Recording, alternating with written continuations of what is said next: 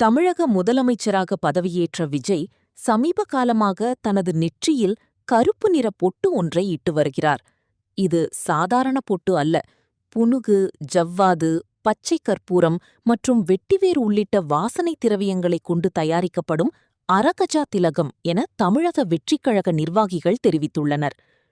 கோயில்களில் அபிஷேக பொருளாக பயன்படுத்தப்படும் இந்த அரகஜாவுக்கு கண்திஷ்டி மற்றும் எதிர்மறை ஆற்றல்களை நீக்கும் சக்தி இருப்பதாக நம்பப்படுகிறது.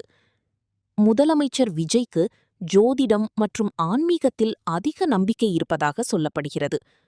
தனது ஆஸ்தான ஜோதிடர் ராதன் பண்டிடரை சிறப்பு அதிகாரியாக நியமிக்க முயன்று பின்னர் சர்ச்சை ஏற்பட்டதால் அந்த முடிவை திரும்பப் பெற்றார். ஆனாலும் தனது வெற்றிக்காக ஆன்மீக ரீதியான வழிமுறைகளை அவர் தொடர்ந்து பின்பற்றி வருகிறார். எதிர்மறை சக்திகள் தன்னை தாக்காமல் இருக்கவே விஜய் இந்த அரகஜா திலகத்தை வாடிக்கையாக கொண்டுள்ளார் என அரசியல் வட்டாரங்கள் தெரிவிக்கின்றன.